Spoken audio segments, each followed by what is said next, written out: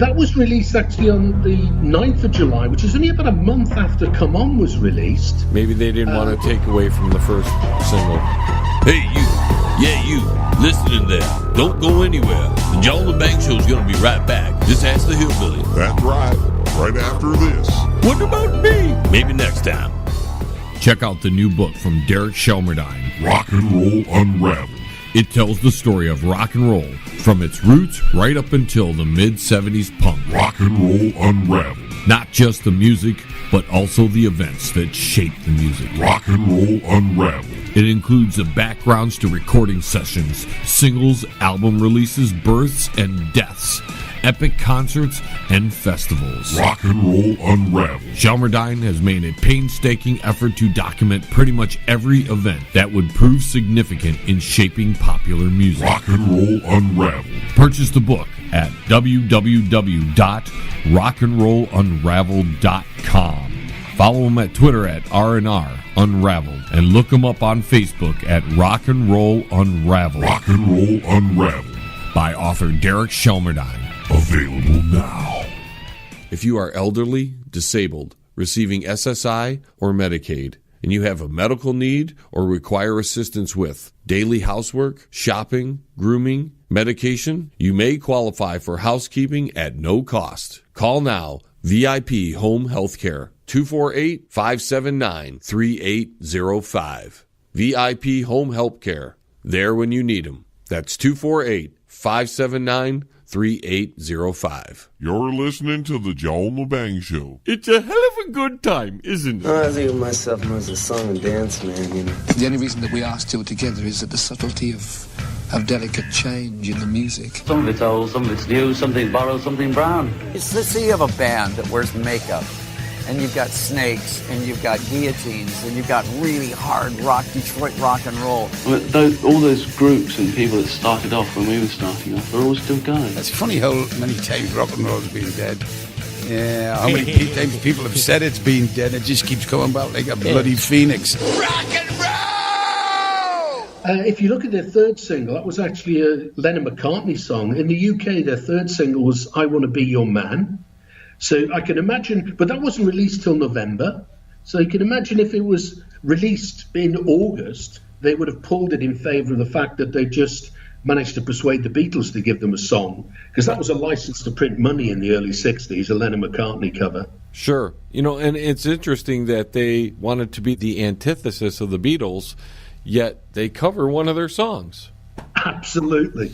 Oh, there's a lot of contradictions in life, I think. But yeah, and it got them to number 12, so I mean, they haven't hit the top spot yet. But one of their big breaks came when they were on a program called Thank You Lucky Stars, a British TV pop music thing, with Gene Pitney. And they heard his song, he heard the Jagger Richards song, My Only Girl, and he liked the words, didn't like the melody, so he reworked the melody, and he released that as That Girl Belongs to Yesterday, and that gave Jagger and Richards their first hit as songwriters, actually on both sides of the Atlantic. They were the songwriters, and that was it, but it was enough really to get the fledgling Jagger Richards songwriting credits a move, because Gene Pitney was very big. I mean, this is late 63. I mean, he'd had a bunch of hits by that particular time. And again, now, to put it into context, that was the end of 63. On the 9th of February 64, the Beatles made their famous appearance on the Ed Sullivan Show, and that was when things really started to happen for British bands. And in fact, the Stones released their first single, which was the I Want to Be Your Man, in the States in the February. But this is another interesting one, because it was coupled with a B-side called Stoned, which didn't prove too popular with various people. So it was withdrawn. It was released, but a copy of that was sold in 2016 for $9,000. And do we know how many copies were actually still available? I don't know.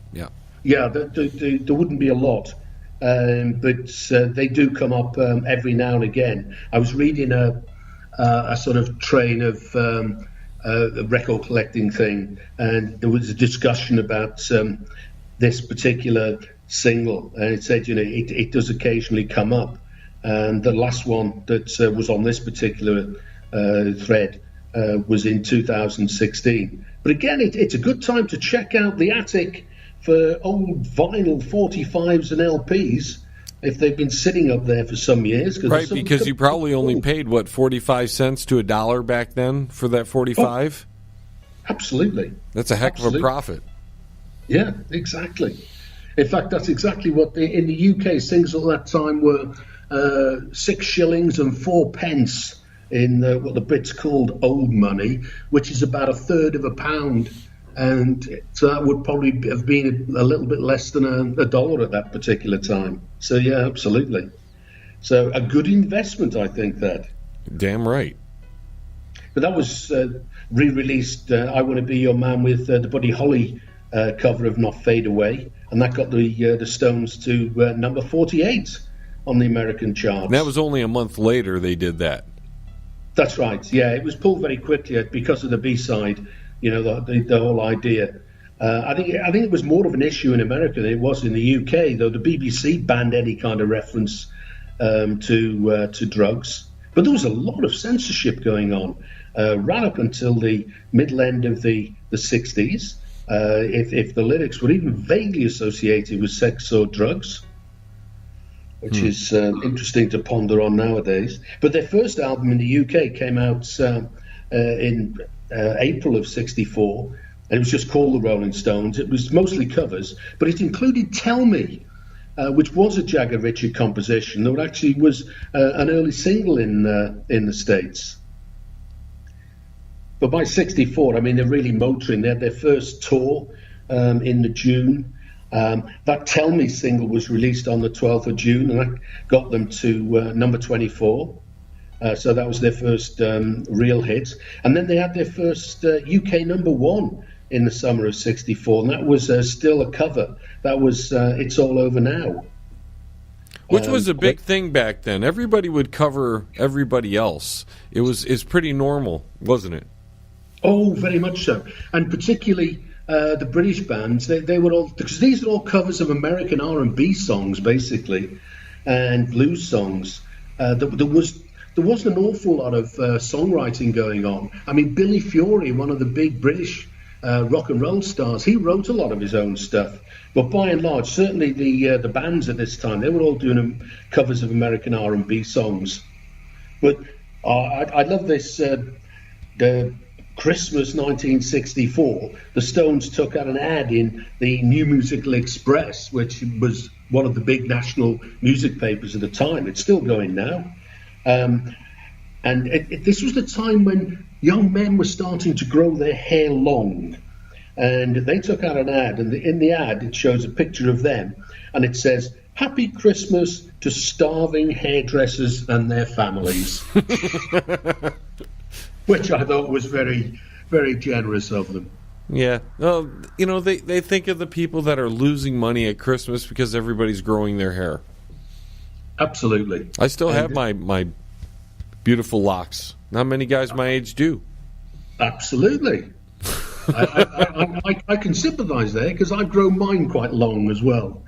So it's one of life's pleasant things, I think, to reach the other side of being a youth and still have lots of hair.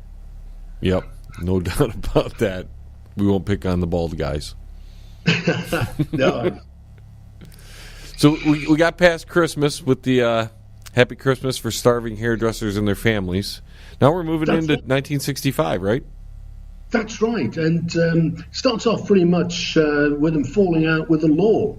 On March the 18th, they famously were returning from a night out, a bunch of them, Mick, Brian and Bill from the Stones with a couple of chums, and they decided to relieve themselves on a garage forecourt wall.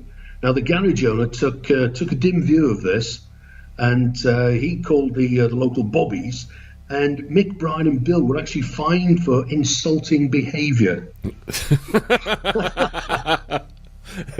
Not indecent exposure, insulting behavior. Absolutely. Oh yeah. They didn't go too much down that particular fault, but they did find themselves with a small fine. What was the fine back then for that? I think it was around about 100. I can't remember offhand. I think it's around about £100, which is not that small, I suppose, in those days. No, it's pretty hefty. Yeah, but a dim view was taken by the constabulary and the local magistrates' court. But now, I mean, I thought it'd be interesting to have a look at the actual business deals that arrangements they had with their managers, Andrew Oldham and Alan Klein, because this is now mid-65 when Andrew Oldham decided to appoint Alan Klein as their business manager. Now, this is the same Alan Klein that fell out very much with the Beatles as well. But if you go back to when Andrew Oldham actually struck the original deal with Decca back in 1963 when he signed them up, it's really interesting because Andrew Oldham and Easton, his partner, they negotiated the deal, but the Stones weren't signed directly with Decca. Andrew Oldham and Eric Easton had a company called Impact Sound, and they actually had the deal with Decca. So it was Impact Sound that owned the master tapes, and they actually leased them to Decca. And Impact Sound had a payment of 14% from Decca, and they only gave the Stones 6% of that, so they kept the other 8%. But I thought, a bit of a cheek. On top of the keeping 8% to the Stones 6%, they also charged the Stones a management fee of 25% of the Stones 6% cut. Man, they made out there. Now, so you're saying Impact Sounds was kind of a proxy. They were the middleman. They would develop bands or something and then just send it to Decca to mass produce? Yeah, absolutely. The Stones weren't actually signed with Decca. The Stones were signed with Impact Sound.